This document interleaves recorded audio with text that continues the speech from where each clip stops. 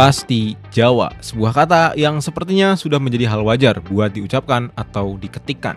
Entah itu di suatu tempat umum sampai media sosial. Kata-kata seperti Jawa, Jawa, Jawa lagi, tebak pulau. Sering banget kita lihat entah di sosmed atau lingkungan sekolah kita, bahkan lingkungan kampus kita. Candaan tentang Jawa itu kayak hal yang biasa banget, bahkan terkesan lumrah, apalagi dengan menjamurnya konten-konten dengan stigma negatif yang menyajikan hal-hal seperti ini. Dan kalian udah bisa nebak lah ya isi komennya itu apa, udah pasti mengarah ke Jawa. Rasanya seolah-olah stigma itu tuh udah mendarah daging, kayak udah mengakar aja gitu. Misal lihat orang jamet langsung pasti Jawa. Lihat orang kulit hitam, pasti Jawa. Lihat orang mabok, pasti Jawa. Lihat orang rusuh, pasti Jawa. Padahal belum tentu Jawa. Dan di video kali ini, kita akan membahas kenapa Jawa menjadi salah satu suku di Indonesia yang paling sering kena rasisme. Seperti yang udah gue jelasin tadi, rasisme di Indonesia itu udah hal yang biasa banget. Ya udah dinormalisasi banget. Bahkan seringkali kita sampai nggak sadar karena udah dianggap biasa aja. Misalnya apa? Misalnya kita nganggap suatu suku seperti Jawa itu adalah suku yang freak, jamet lah, atau SDM-nya rendah lah, dan akhirnya ya anggapan itu terus mengakar di otak-otak masyarakat kita. Sampai kita mikir kalau suku tersebut beneran jamet, freak, atau SDM rendah semua. Padahal kan sebenarnya nggak semuanya seperti itu. Bahkan tokoh-tokoh hebat sebut saja kayak Raden Ajeng Kartini, W.R. Supratman, Ki Hajar Dewantara, dan Jenderal Sudirman adalah tokoh-tokoh yang berasal dari Jawa. Mereka adalah orang-orang hebat yang memperjuangin bangsa ini. Bangsa yang menjadi tempat hidup kita saat ini. Terlepas dari gue yang menjadikan Jawa sebagai contoh, hal itu tuh juga berlaku ke suku lain. Bahkan agama-agama lain. Kalian juga pasti udah agak asing lah ya sama Cina adalah suku pelit. Orang itu tuh matanya sipit. Dia pasti Cina. Atau kalau agama mengaitkan suatu agama dengan konflik atau dengan kriminalitas. Misal ada teroris, pasti Islam. Itu tuh semua rasis. Terlepas dari mungkin itu hanya candaan atau bukan, tapi kalau tindakan ini terus dilanjut, bakalan memperkuat stigma stereotip kita. Dampaknya apa? Itu semua memicu diskriminasi. Dan kalau dalam jangka panjang ini dinormalisasi atau rasis ini dinormalisasi, entah rasis suku, etnis, atau agama, dan yang lain-lain, itu bakal nyiptain ketegangan sosial yang dampaknya parah banget. Nah, ketegangan sosial ini berujung ke perpecahan. Dan jangan sampai lah ya, gue harap sih ini cuman sebentar aja. Dan pertanyaan kita sekarang adalah, kenapa harus Jawa yang selalu terkena rasis?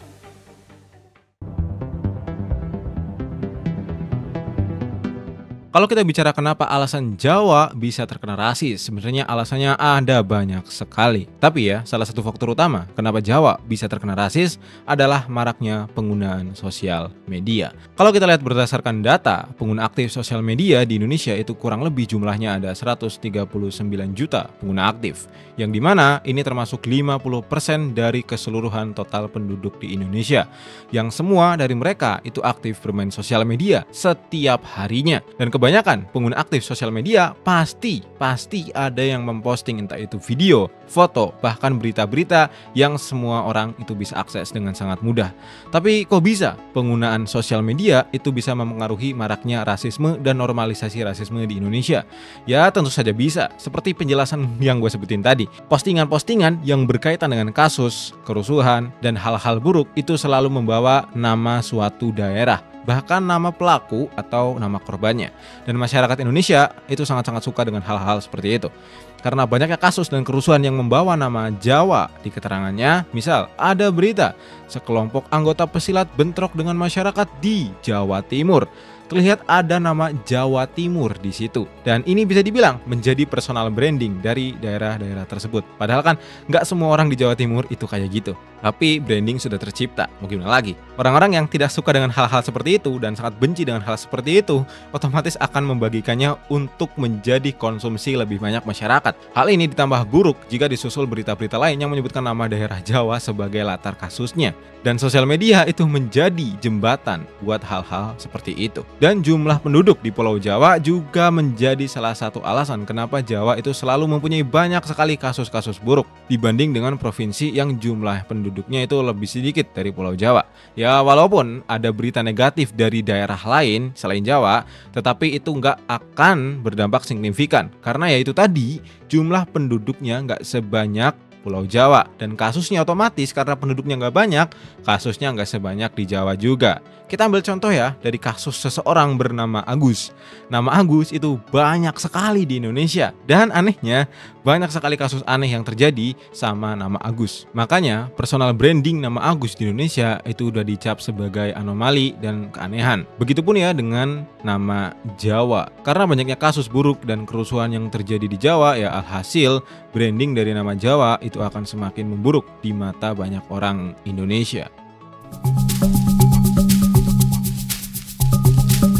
Kita udah bahas soal penyebab dan alasan kenapa suku Jawa menjadi normalisasi rasis. Sekarang kita akan bahas sisi negatif dan positif dari orang-orang Jawa dan Pulau Jawa. Sisi negatif dari Jawa yang paling mencolok adalah banyaknya budaya-budaya aneh yang terus berkembang di masyarakat Jawa. Ya, contohnya sono horeg. Kepercayaan yang aneh dan budaya feodalisme juga masih sangat kuat di tanah Jawa. Prinsip-prinsip seperti feodal dan sikap hierarkis itu masih sangat terasa kuat di sini. Korupsi, bahkan nepotisme juga masih terus berkembang di tanah Jawa.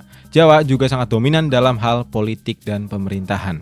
Ajaran sesat di Pulau Jawa juga masih sangat-sangat terasa dan sangat banyak, seperti ilmu-ilmu kebal, dukun, dan lain-lain.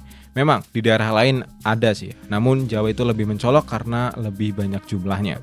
Orang-orang di Jawa juga seringkali masih percaya dukun dibanding dokter. Faktor utama ya memang karena hal itu tadi. Jumlah suku Jawa itu sangat banyak dan sangat mendominasi di Indonesia. Di Jawa juga bisa dibilang mabok sopan santun dan mabok agama. Sopan memang penting dan agama juga sangat penting. Namun kalau udah sampai berlebihan, fanatik dan mabok dalam suatu hal itu ya udah nggak sehat. Contohnya ya mabok sopan santun, terus mabok agama kayak beli garam rukiah dan lain-lain. Dalam hal politik juga ada seperti itu. Dan memang hal ini gak hanya terjadi di Jawa, tapi di daerah lain juga banyak yang mabok sopan santun dan mabok agama. Sekarang kita akan bahas sisi positif di Jawa. Sebenarnya kalau kita bahas sisi positif di Jawa, itu ada banyak juga gitu. Salah satunya adalah Jawa merupakan pusat ekonomi di Indonesia.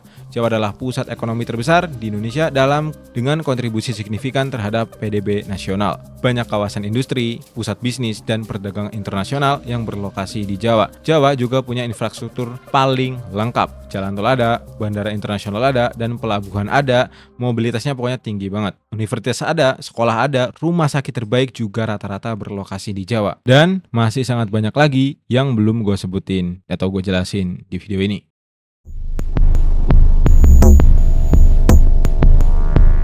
Rasisme yang telah menjadi hal yang dianggap normal di Indonesia, terutama terhadap suku Jawa, ini adalah isu serius yang perlu mendapatkan perhatian lebih. Candaan dan stereotip hingga berita yang menyudutkan suku tertentu kayak Jawa itu telah menciptakan stigma negatif yang terus mengalir dan terus mengakar entah sampai kapan. Fenomena ini diperburuk oleh peran media sosial yang menjadi jembatan bagi penyebaran berita-berita terkait kasus dan kerusuhan yang melibatkan nama daerah atau suku tertentu. Akibatnya apa? Akibatnya masyarakat secara tidak sadar itu memperkuat stigma negatif dan diskriminasi. Namun penting buat diingat bahwa setiap suku termasuk Jawa itu punya sisi positif dan posisi negatifnya masing-masing. Suku Jawa meskipun sering menjadi target stereotip dan stigma negatif itu juga, tetapi Jawa juga berkontribusi terhadap ekonomi, pendidikan, dan infrastruktur di Indonesia.